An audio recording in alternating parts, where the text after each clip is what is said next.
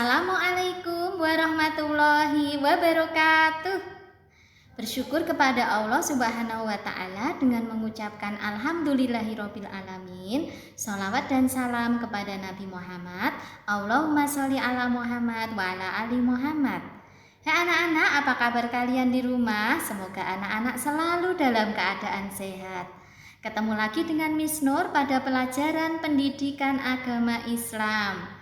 Anak-anak, kali ini kita akan belajar tentang materi bersih itu sehat. Subtemanya, aku senang berwudu. Baik, yuk sekarang kita pelajari materi bersih itu sehat. Aku senang berwudu. Anak-anak, kali ini kita akan belajar materi tentang senangnya berwudu. Senang ya, karena berwudu adalah bagian dari tata cara bersuci. Nah, pada kelas 2 dulu materi berwudu ini sudah diberikan. Anak-anak sudah bisa mempraktekkan gerakan wudu ya, urutan-urutan gerakan wudu.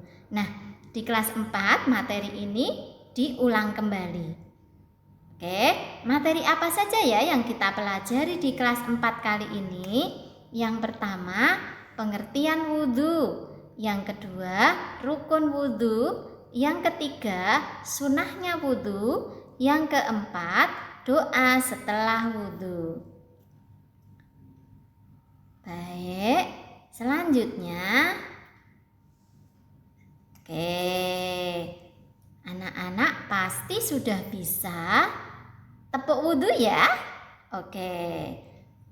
Kita akan praktek tepuk wudu dulu supaya kita bisa mengingat bagaimana ya gerakan wudu, urutan-urutan gerakan wudu. Nah, yuk sekarang kita tepuk wudu dulu bersama. Semua ingat ya? Baik, yuk. Tepuk wudu. Baca bismillah sambil cuci tangan. Kumur-kumur basuh hidung, basuh muka. Tangan sampai ke siku, kepala dan telinga. Terakhir cuci kaki lalu doa. Alhamdulillah. Oke, sekarang apa ya anak-anak pengertian wudu? Wudu adalah salah satu cara mensucikan anggota tubuh dengan air. Seorang muslim diwajibkan bersuci setiap akan melaksanakan sholat. Oke, apa itu rukun wudu? Rukun wudu adalah hal-hal yang pokok yang tidak boleh ditinggalkan saat kita berwudu. Apa saja hal-hal yang tidak boleh ditinggalkan saat berwudu anak-anak? Nah, yang pertama niat. Yang kedua membasuh muka, yang ketiga membasuh kedua tangan sampai siku, yang keempat mengusap sebagian kepala dengan air, yang kelima membasuh kaki sampai mata kaki, yang keenam tertib dan berurutan. Itu adalah 6 rukun wudu. Kaitannya dengan niat. Nah, niat ya. Niat artinya itikad, maksud, tekad atau menyengaja melakukan sesuatu. Sebelum berwudu kita harus lebih dahulu berniat. Nah, niat ini sejatinya adalah amalan hati. Jadi niat itu tempatnya ada di hati dan hanya Allah yang mengetahuinya.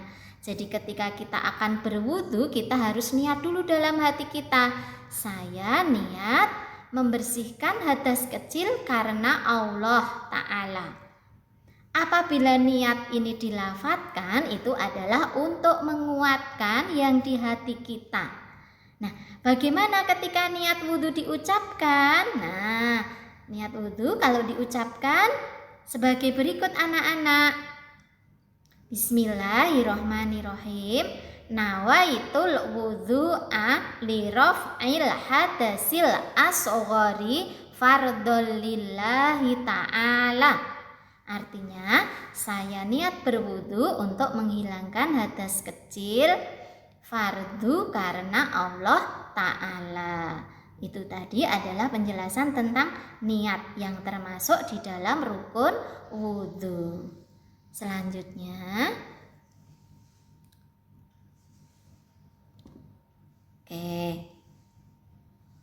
rukun wudhu ini dijelaskan di dalam Al-Quran surat Al-Ma'idah ayat 6. A'udzu billahi minasyaitonir rajim. Bismillahirrahmanirrahim. Ya ayyuhalladzina amanu idza qumtum ilas sholati faghsilu wujuhakum wa aydiyakum ilal marafiqi wamsahu biru'usikum wa arjulakum ilal ka'bain. Shadaqallahul azim. Yang artinya, hai orang-orang yang beriman, apabila kamu hendak mengerjakan sholat, maka basuhlah mukamu dan tanganmu sampai dengan siku, dan sapulah kepalamu, dan basuh kakimu sampai dengan kedua mata kaki. Selanjutnya kita akan belajar tentang sunnah wudhu. Apa itu sunnah wudhu?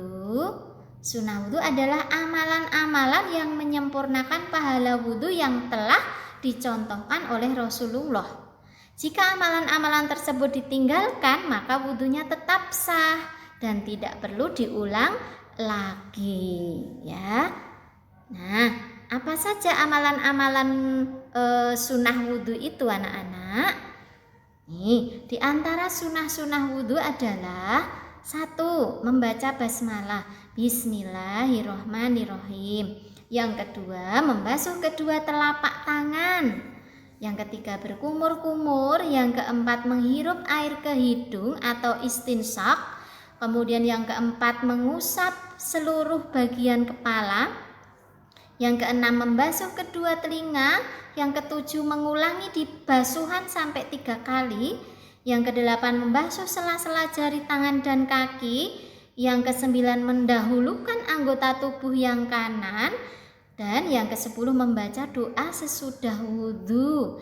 Ini adalah hal-hal yang termasuk sunnah-sunnah wudhu. Berikut ini adalah doa setelah wudhu. Jadi setelah kita selesai berwudhu, kita menghadap ke kiblat, kemudian sikap berdoa yang baik, lalu kita membaca doa ini, anak-anak. Bismillahirrahmanirrahim. Asyhadu an la ilaha illallah wahdahu la syarikalah wa asyhadu anna Muhammadan abduhu wa rasuluh. Allahumma ij'alni minat tawwabina waj'alni minal mutatahhirin waj'alni min ibadikas sholihin. Yang artinya, saya bersaksi tiada Tuhan melainkan Allah yang Esa, tiada sekutu baginya, dan saya bersaksi bahwa Nabi Muhammad adalah hambanya dan utusannya. Ya Allah, jadikanlah saya orang yang ahli taubat, dan jadikanlah saya orang yang suci, dan jadikanlah saya dari golongan hamba-hambamu yang soleh. Amin. Alhamdulillah, kita sudah belajar tentang materi senangnya berwudu. Kita sudah belajar tentang pengertian wudhu, rukun wudhu atau hal-hal yang harus dilakukan saat kita berwudhu, kemudian sunnah-sunnah wudhu, doa setelah wudhu. Nah, kali ini anak-anak ada tugas dari Miss Nur, ya. Yuk, anak-anak jawab pertanyaan berikut ini di buku tulis kalian. Yang pertama, sebutkan apa saja yang termasuk rukun wudhu. Disebutkan ya nanti di buku tulis. Kemudian yang kedua, sebutkan 5 saja yang termasuk sunnah-sunnah wudhu. ditulis di buku tulis. Oke. Kemudian anak-anak nanti berlatih di rumah, mempraktekkan gerakan wudhu yang benar, yang tertib. Setelah itu menghafal doa setelah wudhu. Baik anak-anak, itu tadi penjelasan dari Miss Nur. Semoga bermanfaat. Kurang lebihnya Miss Nur minta maaf.